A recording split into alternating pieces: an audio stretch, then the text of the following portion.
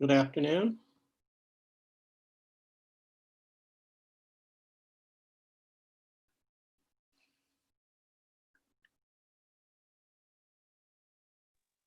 Hey, how's it going, Tim? Oh, what a week. What a week. That good, huh?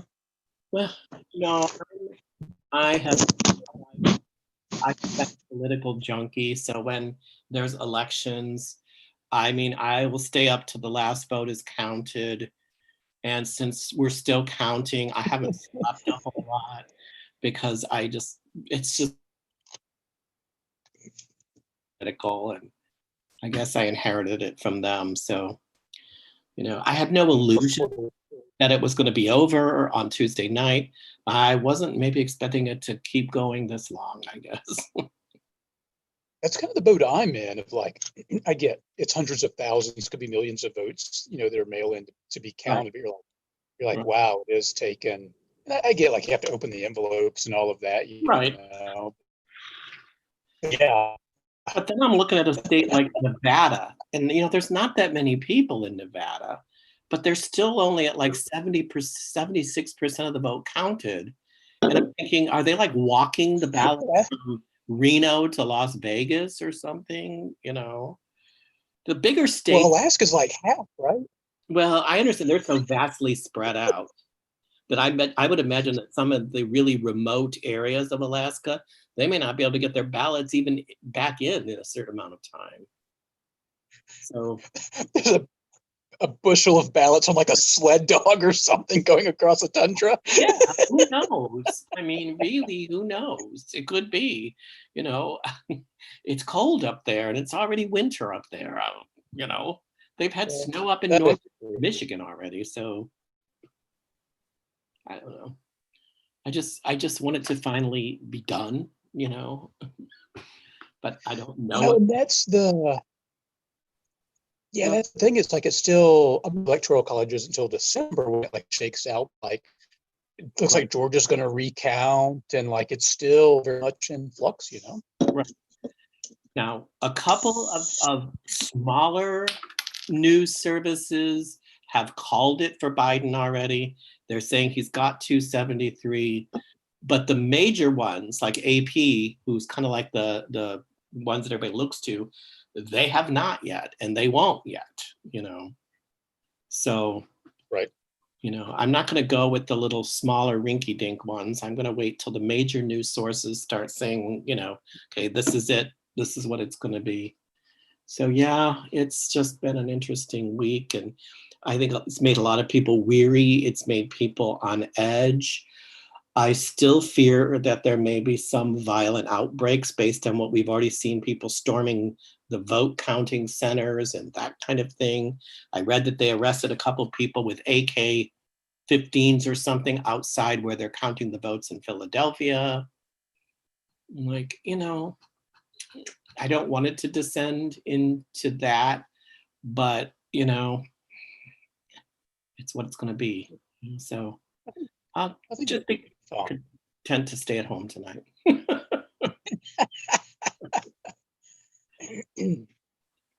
I mean, I know the Savannah police are on high alert. I don't know if they've heard things or they just are doing it to kind of be ready. I don't know. We had police officers at the synagogue on Tuesday because it's a polling place.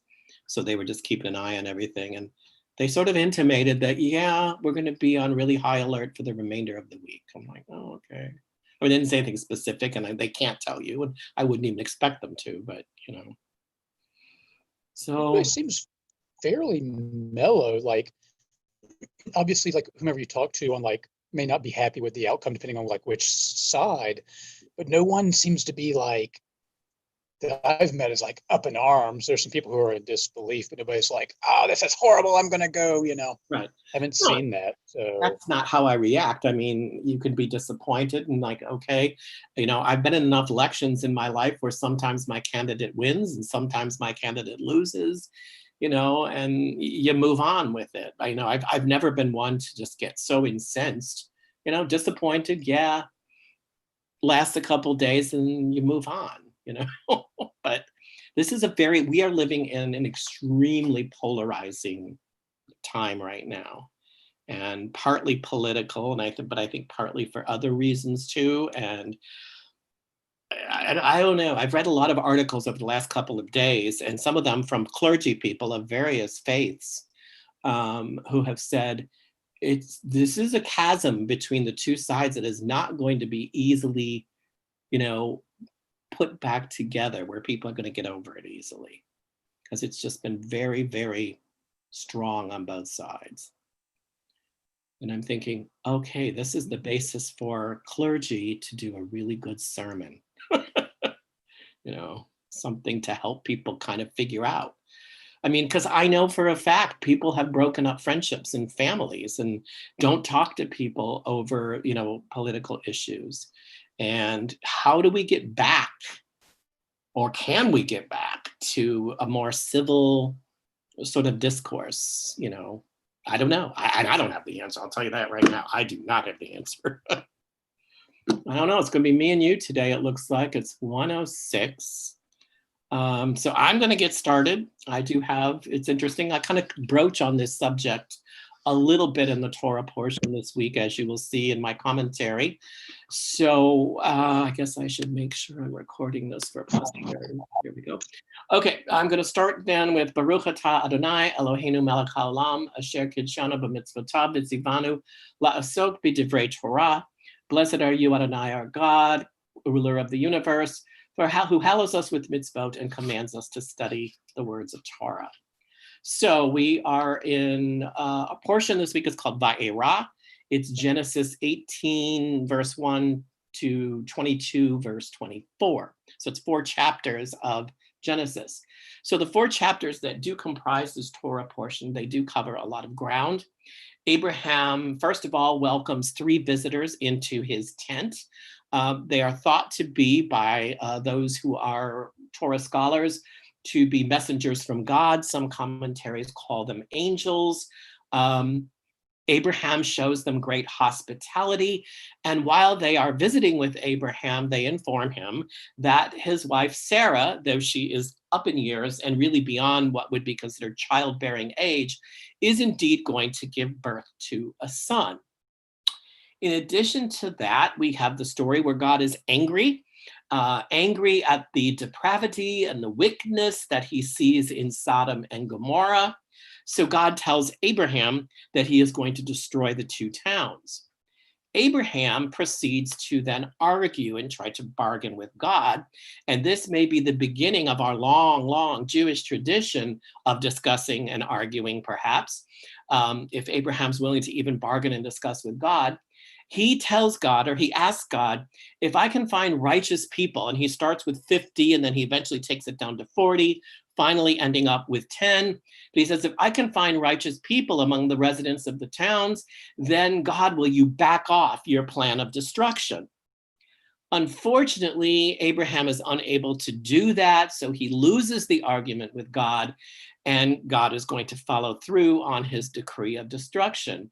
But God does permit Lot and his family to escape prior to the destruction of Sodom and Gomorrah. But Lot's wife disobeys God because he says, don't turn around, don't look. Once you go, just keep going. But she's curious, like many of us are when we see a car accident. We have to look. So she looks back, and this is, of course, when she is turned into the pillar of salt because she disobeyed God.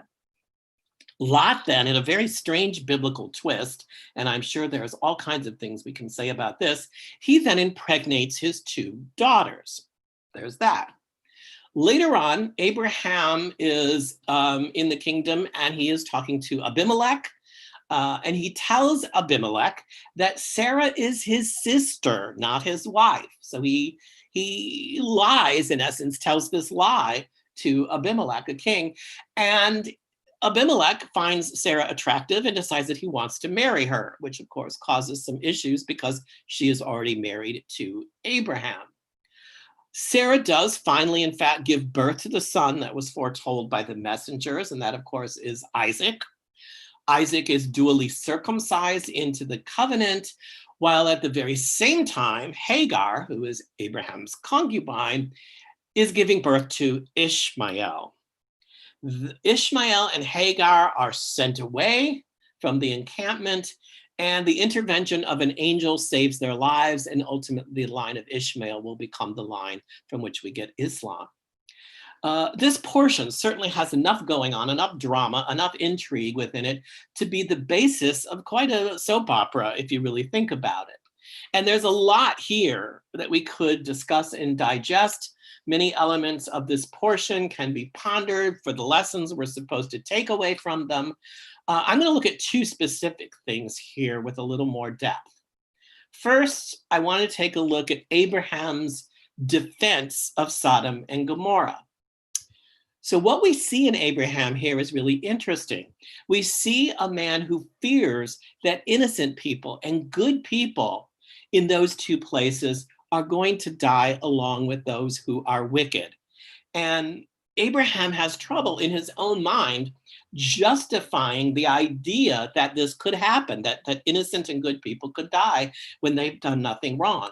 And this seems to be the basis of his argument, his pleading with God for some amount of mercy. So, he says, I want to go there and I want to find these people, at least 10 of them. I want to find these people, and then will you relent because you don't want to bring destruction upon innocent and good people? And so God gives him the chance to do that. But unfortunately, Abraham fails. He can't find the good people, and God has to follow through on his destruction. We've already seen one trait in Abraham illustrated here, and that's that he's a very hospitable person. As he takes these strangers in when they arrive at his tent, he gives them water, he feeds them, he lets them rest. So we see the oft repeated Jewish commandment to love the stranger in action in the way that Abraham treats these people. The Sodom and Gomorrah story sort of deepens that love of the stranger. Rabbi Michael Dolgen has a commentary on this portion, and he tells us that Abraham sees the residents of Sodom and Gomorrah, at least some of them, not all of them, as people, as fellow human beings who are just like him and just like Sarah. They are made in the image of God. Yes, their behaviors may be troubling and they may be outside the accepted bounds of morality, but wouldn't it be better to try to get them toward repentance, bring them to repentance, and to try to get them to understand the error of their ways rather than just blanketly destroying them? Now, if we kind of bring this into our own modern day, I think that we as people today are often guilty of painting all people in a certain group with overly general, broad brushstrokes. I think we're all guilty of that at times. We know what it feels like when someone makes a comment, for example, such as, well, you know, all Jews are good with money. Well, that simple three-letter word all, A-L-L, can frequently get people into trouble. To overgeneralize and to proclaim all people of any group share a characteristic or trait 100% across the board really isn't fair, and it really isn't accurate. Is it easier? Well, of course, yes, it is when you can do that. But that doesn't make it right just because it's easy. We right now, as we discussed, are living in a rather polarizing time. I mean, this election has been bitter, it has divided people. And quite truthfully, not taking sides, each side was guilty of accusing the other side with very, very broad brushstroke generalizations. For example, all Republicans and all Trump supporters are buffoonish bigots, while on the other side, all Democrats and all Biden supporters are socialistic, communistic bleeding hearts. Well, neither statement is true on either side. But we heard statements like this, and we read statements like this. And in fact, we probably heard and read them quite a bit. We need to remind ourselves, and we need to remember that those who don't think like us or who agree with us are still also people made in God's image. Though they differ from us, we are still commanded by God that we should seek mercy, forgiveness, and justice for all people, all people. We are not required to understand the other side necessarily, but neither are we really free to blanket it with a condemnation. We are not permitted to do that. It is our duty to seek for righteousness and to stand up for righteousness. So I kind of see that as a similar parallel to what we see in the Torah. On a different note, taking another piece of this Torah portion, the exchange between the visitors and Abraham has an interesting midrash attached to it. Interestingly, the visitors inquired about Sarah when they're talking with Abraham. They're in the tent with Abraham, but they've not seen her, nor have they met her, yet they know her name, which is interesting. But of course, if they are messengers from God, I suppose they could know her name, even if they've not seen her, or nor have they met her. When one of the visitors informs Abraham that Sarah is going to give birth to a son, which is going to happen within the next year, Sarah overhears this. She's listening in, and she overhears this comment, and she kind of chuckles to herself when she hears it. She admits that, hey, you know, I'm well beyond childbearing years, but then she goes on to question her husband, Abraham's virility as well, like, oh, yeah, right, like this is really going to happen. She doesn't think that he is really capable any longer of siring a son. When God questions her about this, she lies. And she says, oh, I didn't laugh. I didn't laugh. But God calls her out on her fib. Now, the Midrash here tells us that rather than hurt Abraham's feelings by telling him that his wife questions his virility, God tells Abraham that Sarah was only mockingly laughing at herself. She was not laughing at Abraham. So in essence, God tells Abraham what we often call today, quote, a little white lie. So then, is God condoning telling untruths? Well, I don't think that's really the case. But as Rabbi Dan Moskovitz writes, God is practicing what we know as shalom bayit, which means keeping peace in the home. God knows that there's nothing to be gained by telling Abraham or informing Abraham of Sarah's real motive behind her laughter. The great rabbis Hillel and Shammai, who argued all the time and debated all the time, debated this very issue in the Talmud. Rabbi Shammai believed that the truth has to be told no matter what, no holding back, no matter what, you have to tell the truth. But Rabbi Hillel said, well, it's a little bit more important sometimes to be kind and to be diplomatic. It's kind of the same thing when someone questions us, someone we love questions us, and they ask the question. It might be your spouse, your partner, it could be a good friend who says, does this outfit make me look fat? Well, we all know how we're supposed to answer that question. Today, we're often instructed, and maybe you've heard this, we're often instructed that before we speak or before we make a comment, we're supposed to ask ourselves three things before we open our mouths, before we make the statement. First of all, is it true? Number two, is it kind? And number three, is it necessary? If the answer to any one of those three questions is no, then we should probably keep the comment to ourselves. Because if it's not kind, if it's not necessary, and it's not true, or any one of those, then maybe we ought not to share it. And maybe it just needs to stay in our own head and in our own mind.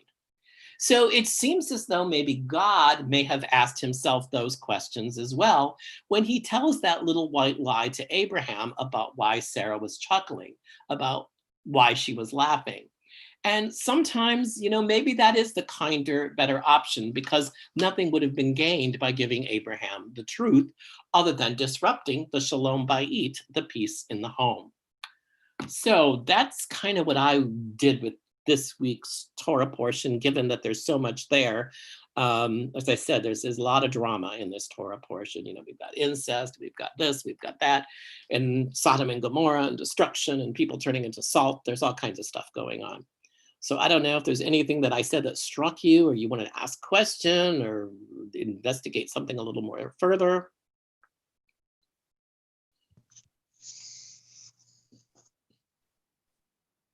I think my only two thoughts were, let me remember.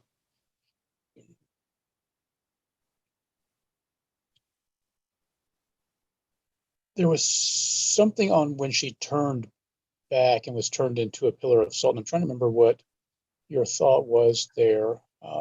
Well, they are told, God tells them, okay, I'm going to let you, before this destruction happens, I'm going to let you escape prior. And so, but he makes the command once again, don't turn back. Once you leave, just keep going forward, but don't turn back to look at what's happening in Sodom and Gomorrah.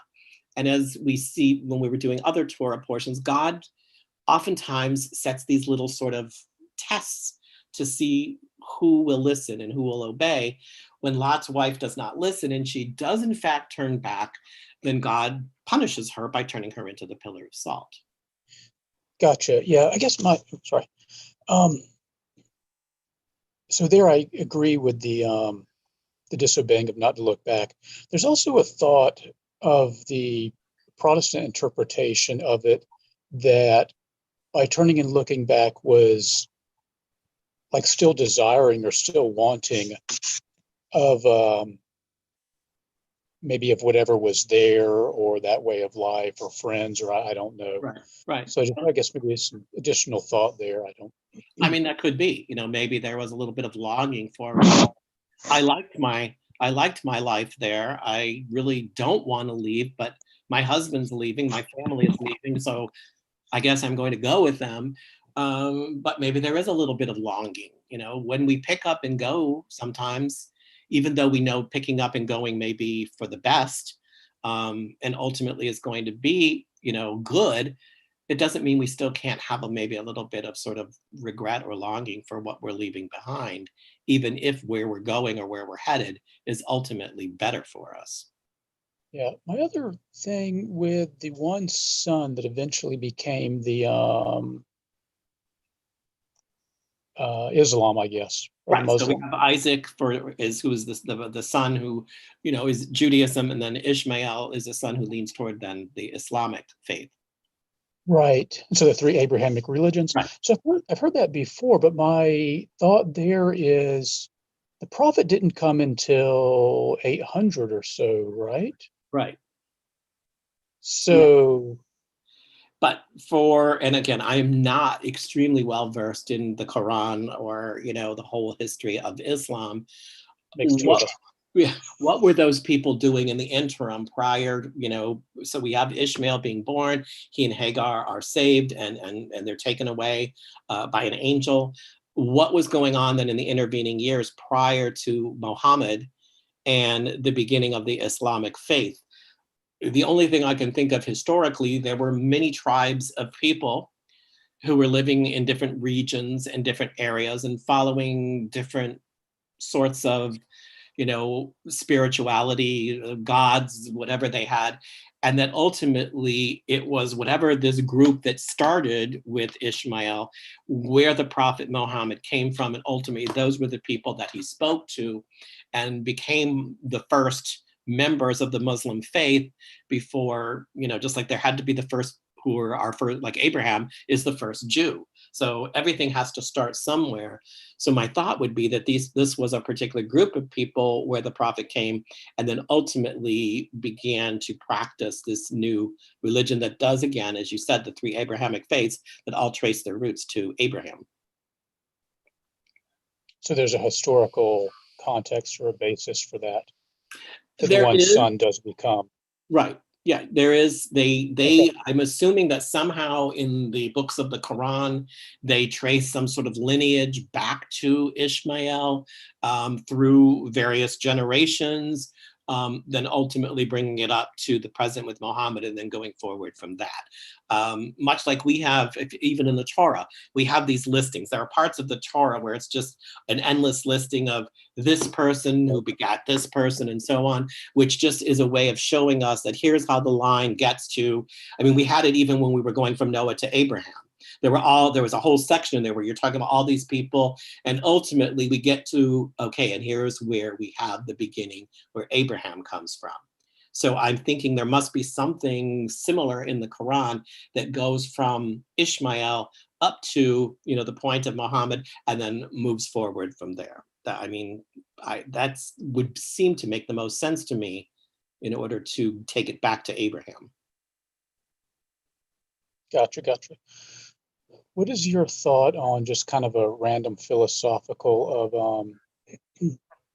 so God's, thinking about destroying the city there ultimately does. Mm-hmm. But of course, the people, the creation of humans, are God's creation. So ultimately, He's destroying something that He created. So, if we go back to the original story in Gan Eden of, I think, at least on the surface, the Jewish and the Christian interpretation is the same. Of there was Adam and Eve in the garden and the fall and whatnot, and because they sinned, and so then I guess maybe then they're trying to do good, and so you have these creatures that the vast bulk of them, exactly what percent, is it 90% not so good, and a few percent that are good, and even if you take the like the mystical Jewish view, which I think is, well, Adam and Eve chose to come down to make the world a better place. And so there you could say, like, we're all just a big mess. It's kind of our job to help sort that out. That side might be a little easier to understand. Like my question here is, um, why would God create creatures that he knows are such a disaster? And you're knowing what you are going to create, and you know that what the failure rate is. You create something with a lesser failure rate than the grandness of the supreme. Right. Well, first of all, we have to go back. If we go back to the story of creation, prior to, Adam and Eve eating of the fruit of the tree of knowledge that they were told not to, the one command God gave them is, you got all this around you abundantly, but that one, just, you got to leave it alone. Once they did, and God comes down and confronts them and the whole thing, it is made clear that now, the life you were going to have here was going to be beautiful. It was going to be lovely.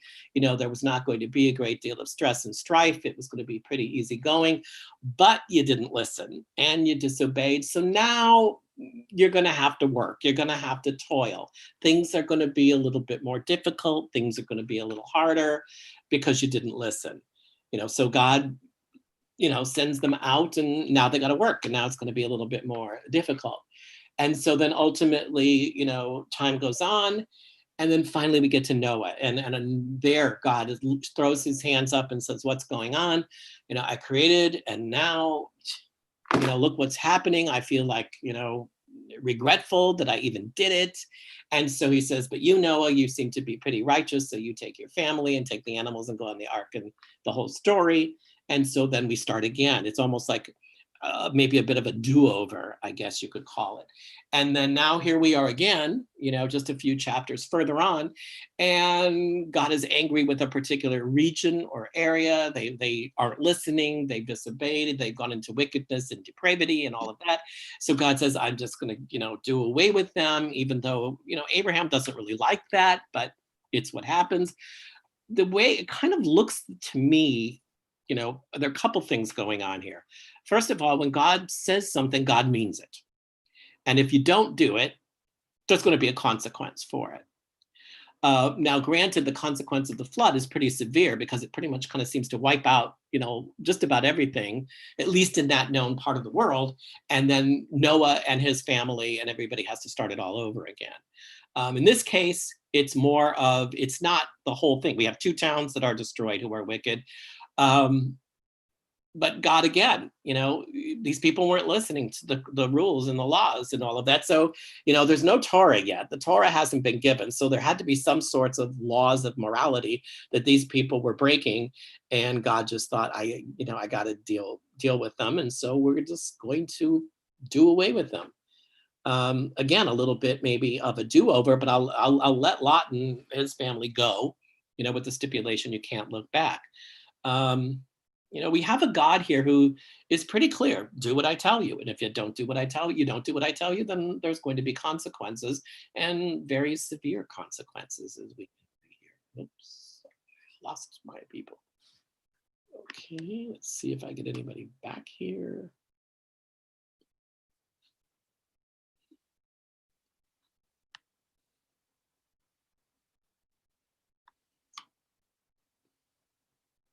If you are watching this on YouTube, I'm just going to wait a couple minutes, see if anybody returns. If not, I will bid you Shabbat Shalom and move on to enjoy your weekend.